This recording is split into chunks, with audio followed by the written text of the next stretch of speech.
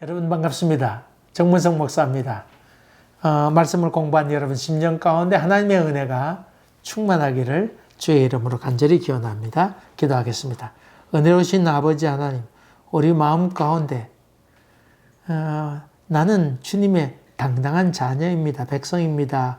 라고 고백할 수 있도록 우리로 하여금 영적인 출애굽이 있도록 도와주시옵소서. 예수님 이름으로 기도하옵나이다. 아멘. 여러분과 같이 나눌 하나님의 말씀은 출애굽기 6장으로 넘어갑니다. 지난주 5장 했는데 6장으로 넘어갑니다. 제가 6장 조금 봉독하겠습니다. 1절부터 봅니다. 여호와께서 모세에게 이르시되 이제 내가 바로에게 하는 이 일을 내가 보리라. 강한 손으로 말미암아 바로가 그들을 보내리라. 강한 손으로 말미암아 바로가 그들을 그의 땅에서 쫓아내리라. 하나님이 모세에게 말씀하여 이르시되 나는 여호와니라.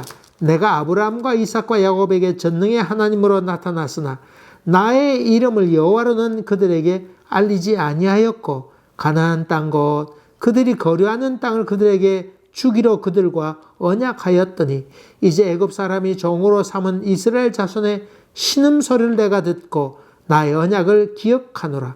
그러므로 이스라엘 자손에게 말하기를 나는 여호와라. 내가 애굽 사람의 무거운 짐 밑에서 너희를 빼내며 그들의 노역에서 너희를 건지며 편팔과 여러 큰 심판들로서 너희를 속량하여 너희를 내 백성으로 삼고 나는 너희의 하나님이 되리니 나는 애굽 사람의 무거운 짐 밑에서 너희를 빼낸 너희의 하나님 여호와인 줄 너희가 알지라. 내가 아브라함과 이삭과 야곱에게 주기로 맹세한 땅으로 너희를 인도하고 그 땅을 너희에게 주어 기업을 삼게 하리라. 나는 여호와라 하셨다 하라. 모세가 이와 같이 이스라엘 자손에게 전하나 그들이 마음의 상함과 가혹한 노역으로 말미암아 모세의 말을 듣지 아니하였더라. 아멘. 아멘. 말씀이 거듭해서 반복해서 나오기에 그런 부분은 좀 또 건너뛰어가는 것도 속도를 내는 것도 좋겠다 생각해서 건너뛰었습니다. 지난주 감독원과 기록원이 바로를 만나고 나왔다가 거절당하게 되죠. 그리고는 모세와 아론을 도중에 만나게 되고 그들에게 원망을 퍼붓게 되었다. 그런 말씀을 드렸습니다. 이 모세는 그 원망을 듣고 하나님께 대해 또 호소합니다. 내 백성에게 왜 이렇게 고통을 많이 주는 겁니까? 자꾸 더 주는 겁니까? 두 번째로, 왜 나를 보낸 겁니까? 세 번째로는 학대가 더 심해지고 있는데 왜 우리를 구해주지 않고 지금까지 있는 겁니까? 그런 고민을 호소하죠.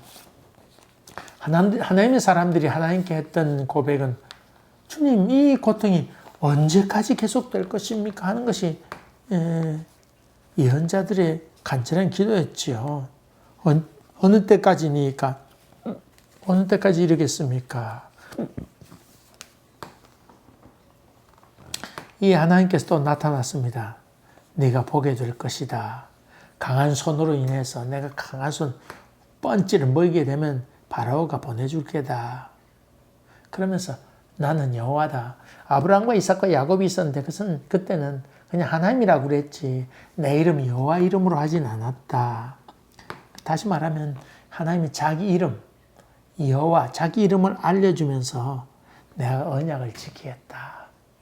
더 강하게 너 조상들에게 보여주지 않았던 신비한 것 바로 내 이름을 내게 가르쳐 주었다.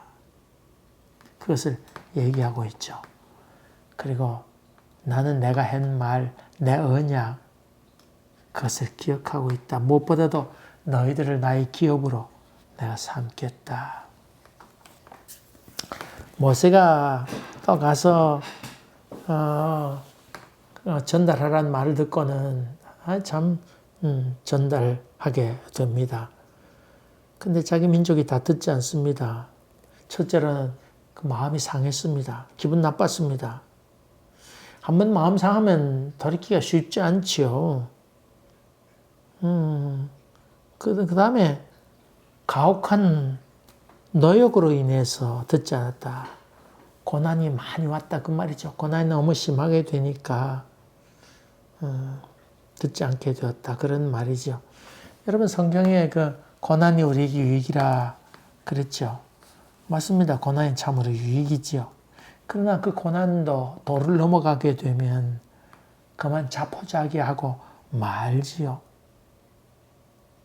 흔히 평화만 있으면 신앙도 다 없어진다고 우려하는 사람도 많이 있습니다. 물론 신앙에 나태한 점도 있게 되고 그러나 점차 위기감이 없어지게 될 때에 그런 그 위기 급박성을 잃어버릴 때도 있습니다만은 그런 면도 있습니다만은 또한 그 고난도 너무 길게 되면 신앙을 다 잃어버리기도 쉽습니다. 일본 같은 경우에는 이 한국 조선보다는 400년 일찍 복음이 들어왔습니다. 문을 열고는 신부들 루터가 종교개혁할 때 루터가 종교개혁이잖아요. 종교개혁이 일어날 때에 캐톨릭에서는 무슨 일이 있냐면 Left Wing Movement라고 해서 정화운동이 일어납니다. 저 사람들이 왜 종교개혁을 일으켰을까? 뭐 전쟁도 하고 뭐 그런 일이 있었잖아요. 그랬는데 그런 종교개혁이 일어날 때 자체적으로는 우리가 잘못한 것이 많이 있구나. 그러면서 정화운동이 일어나고 그러면서 선교운동이 많이 일어나게 되지요.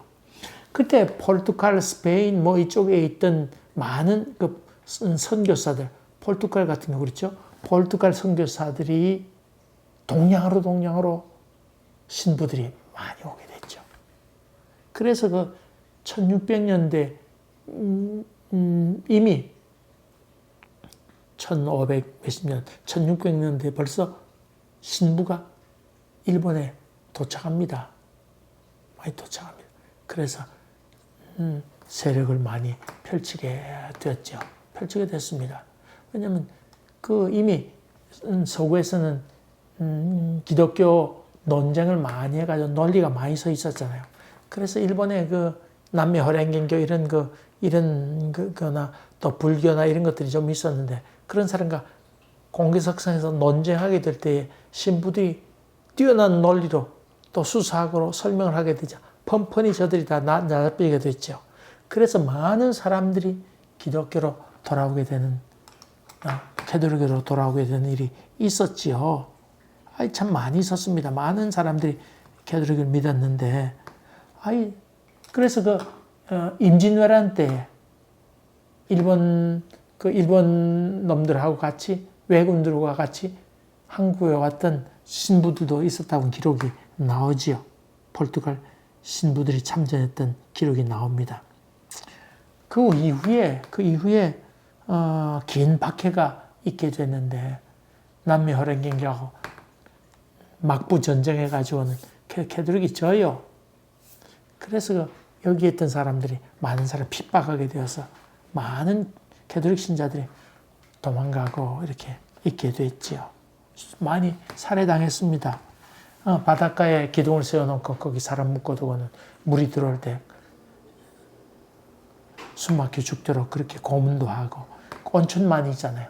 거기에 말뚝을 가로대 이렇게 나무를 들여다가 사람 묶어서 뜨거운 물에 발 담궜다가 뽑기도 하고 아주 잔인한 그런 일을 많이 하게 돼서 그런 말미암아 많은 캐톨릭 신자들이 핍박을 많이 받게 되어서 사라지게 되었죠. 그런 과정이 있었습니다. 여러분 우리 대한민국에도 조선 시대에 개신교보다는 캐톨릭이 벌써 100년 먼저 들어왔습니다. 아주 그래서 번창 많이 했었죠. 근데 여러 가지 사화를 겪으면서 서양 종교라고 그래서 많은 핍박을 가했습니다. 사실 캐톨릭에 순교자가 많이 있습니다. 많이 죽었습니다. 근데 사실 너무 많이 죽었기 때문에 포교에 지장을 주었고 교세가 거기서 꺾여버리고 말게 되지요. 교세가 증가하지 못했습니다. 여러분, 이게 한반도에는 사실 3.1절 때도 그랬지만 동학혁명이 일어났지요. 동학혁명이 일어나게 되어서 동학민들이 많이 있었습니다. 각 곳에 동학민들이 많이 있었습니다. 근데 이 동학혁명 일어나게 되고 이게 박해를 하게 되니까 그로 인해서 많은 사람이 순교를 당하게 됐죠. 이 순교를 당하게 되니까 그 기가 꺾이게 되어서 그만 소멸되다시피 했던 것이 동학교인 것을 보게 됩니다. 그럼 제가 뭐 군사 무기에 대해서 종종 얘기합니다만은 스나이퍼 있잖아요. 스나이퍼는 그 멀리 나가는 총을 갖고는 저격하는 사람들이 있습니다. 그럼 저격한 사람인데 저기 소대원들이나 뭐 중대원들이 기관총 들고 도로록 쏘고 어떤 사람 소총으로 쏘고 이렇게 하는데 저 스나이퍼들이 이 쏘는 대상이 누구겠어요? 기관총일 거 아니에요. 기관총 바바바바박 쏘니까 그 한 방 맞았다가는 또 그 기세에 눌려가야 다들 꼼짝 못하고 나오지도 못하고 고개도 들지 못하는데 그때 막 도도도둑 쏠 때 돌격해야 갈 거 아니에요. 그러니까 이게 저격하는 사람들이 겨누는 사람 기관총 들고 있는 사람이야. 그래 기관총 들고 있는 사람 땅 쏘아서 크득 쓰러지잖아요. 그럼 바로 옆에 있는 부사수가 기관총 들고 도둑 쏘고 또 한 사람 보조로 또 와서 야 도와라 그래서 돕게 될 거 아니에요. 근데 그때 또 도둑 쏘는데 또 그냥 기관총 쏜 사람 땅 맞아 꼴꼬닥 머리에 정통을 맞아 쓰러지게 돼요. 두세 번 하게 되면 기관총 잡으려는 사람이 있을까요? 없을까요? 없지요. 들었다가는 총에 맞으니까 총 든 사람이 없게 되죠. 그만 기가 꺾이게 되고 말지요. 그렇게 됩니다. 이런 그 경제 문제, 이런 문제, 또 아니면 노역의 문제, 고난이 많이 심하게 되면 해방하려고 하는 그런 생각보다는 고난을 아이고 포기하자. 해방의 기쁨도 좋지만은 아이고 그냥 지내자 하는 생각이 들어서 포기하게 되는 경우도 많이 있다고 하는 것입니다. 사실 해방과 자유를 위해서는 조금의 희생이 요구되지요. 예? 경제 문제나 또 여러 가지 우리 밥줄의 문제가 얼마나 중요해요. 중요한데 그러나 자유와 해방 더 귀한 가치를 위해서는 그것도 좀 재워둘 필요성이 있는데 너무 지나친 어려움이 오게 되면 이런 생각마저 다 들지 않게 된다고 하는 것입니다. 여러분 우리의 믿음의 사람이라고 하는 것은 먹고 사는 문제, 노역 이것 때문에 더 귀중한 자유와 해방 이런 좀 진리 이런 것들을 포기하지 않는 것. 그것이 중요한 거죠. 그게 신앙이라 볼 수 있습니다. 여러분, 신앙의 사람은 일반 사람들이 아유 그래도 목구멍이 포도청이라고 먹어야 되지. 사람들이 대부분 다 그렇게 포기하고 든다 할지라도 우리 믿음의 사람은 신앙을 갖고 전능하신 하나님을 바라보면서 야 우리가 굶어 죽더라도 그러면 안 되지. 그런 결단이 필요하다고 하는 말이지요. 여러분 2차 세계대전 때에 독일 산업이 많이 발달했잖아요. 근데 독일 산업이 발달했지만은 독일 산업이 발달하지 못한 것 중에 아주 중요한 것이죠. 시계 산업입니다. 스위스가 시계 아닙니까? 근데 독일이 스위스 시계에 아주 뛰어난 장인들을 데려갔지만은 그 장인들 데려가서 독일의 산업을 일으키려고 했지만은 일으키지 못했습니다. 스위스 그 장인 몇 사람이요 끌려가서 거기서 기술을 전수하지 않겠다고 죽고 맙니다. 자살이 죽고 맙니다. 다. 결국은 독일이 그 시계 하는데 포기하게 되지요.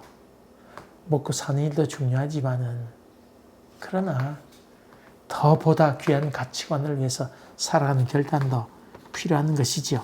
그래서 여러분 우리의 기도는 하나님이여 너무 고난이 심하지 않게 하옵소서. 우리에게 견딜만한 고난을 허락하옵소서. 그런 것들이 참 필요하죠.